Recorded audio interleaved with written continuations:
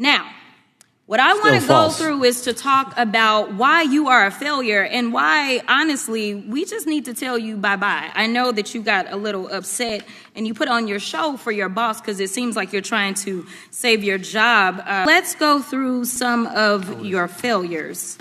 So before you were even confirmed, and I think one of my colleague from Georgia, pointed out that you were already targeting career officials so that you could direct illegal firing.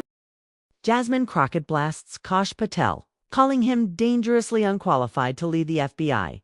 She says he ignores major threats, misdirects agents, and shows no real control over rising risks.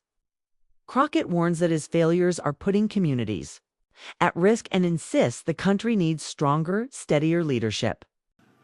Man, oh man, there has been so much today, and I truly don't know where to start. So I'm just going to make sure that we start off with a few facts.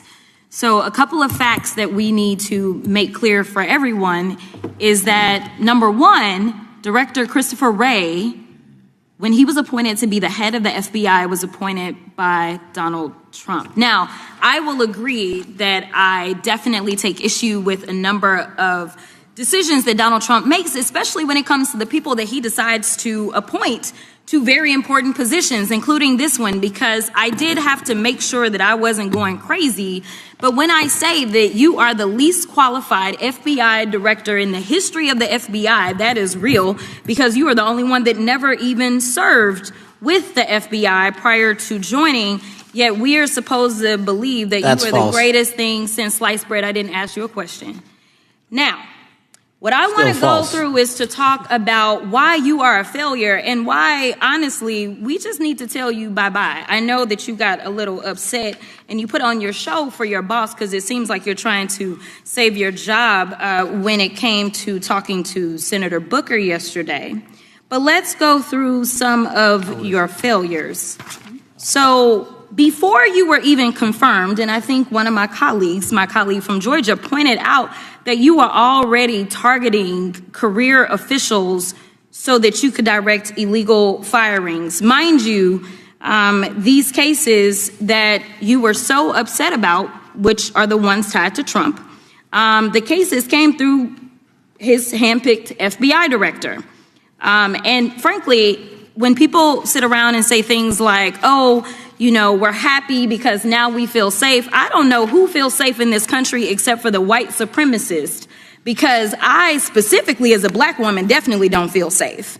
And frankly, my colleagues have been real nice to you today, and I applaud them, but I don't have the same demeanor because I know that multiple colleagues on this side of the aisle have faced death threats. In fact, somebody tried to kill one of my colleagues. And frankly, I don't know if this FBI or under your leadership, if those people would have been caught. I don't have any confidence in you. And if we start talking about the reasons that I lack confidence, we could start with you not just wanting to acknowledge some simple facts. Simple facts like the vast majority of the threats are coming from right-wing extremism. And I know my colleagues have tried to stress this, but I decided that I would maybe do it in a different way. Number one, I have a couple of UCs. Kim Buck, one of multiple Republicans receiving death threats for voting against Jim Jordan as House Speaker. Without objection. Another one, Republican lawmaker says she received death threats after voting against Jim Jordan in Speaker's race. Without objection. In addition, there was another one from another colleague who now is leaving Congress because they said that they were calling his wife anonymously and threatening her life to the extent that she ended up sleeping with a firearm. Without objection. Okay, so here's the deal. How are we supposed to have confidence when you're sitting up here telling the Senate yesterday that it will take you 14 years before you can get the FBI fully staffed to do their jobs? You're also now redirecting resources so that they can go and play ICE agents on the streets. You're getting rid of your most qualified people. And even when it came down to somebody that you consider to be a friend, you were posted up having some fancy dinner to the extent that you posted not only once erroneously, you posted twice erroneously as it relates to catching somebody, and then you want to go and say, let me take a victory lap, because honestly, if it wasn't for parents deciding that they were going to turn in their child, it seems like y'all wouldn't have got there, even though he literally confessed online. So I'm confused about what it is that the FBI is doing, except for trying to put on a show for The Apprentice, or whatever you want to call him. The day after all of this took place, there was domestic terrorism that was taking place at HBCUs. They were targeted. Yet I didn't hear anything from the FBI about what was going on. And again, black people kept saying, how did we end up in this? Because the numbers are so very clear that white supremacy is a problem. And honestly, I've not heard anything out of you today that makes me believe that you're going to do anything about the white supremacy problem, the one that is leading to children being killed, children being shot, as well as members of their community as they're worshiping in their churches. The time of the gentleman. Jasmine Crockett doesn't approach hearings the way most lawmakers do. And that's exactly why her voice cuts through the noise. She doesn't perform for the cameras. She doesn't sugarcoat her words. Doesn't try to make the moment seem normal, because nothing about this moment is normal. Her core message is clear. Kosh Patel leading the FBI is not normal. She begins by setting the record straight. Christopher Wray, appointed by Trump, was the last Senate-confirmed FBI director. Patel, by contrast, never rose through the bureau. He has no field experience, no investigative background, and no internal leadership history. Crockett isn't. Exaggerating, she's pointing to an objective gap in credentials. Patel is the first person in modern FBI history to lead the agency without ever serving in it. That is why she calls him the least qualified FBI director in history. From there, Crockett dives deeper. If Patel lacks institutional experience, how can Americans trust him with the nation's most sensitive law enforcement responsibilities? How can career agents follow someone who has never walked in their shoes? How can at-risk communities feel protected? And why should anyone believe his actions are apolitical? She lays out Patel's early moves, which allegedly included targeting career officials before confirmation, preparing for firings, and introducing political favoritism into cases that should be entirely fact-driven. Crockett connects the timeline for clarity.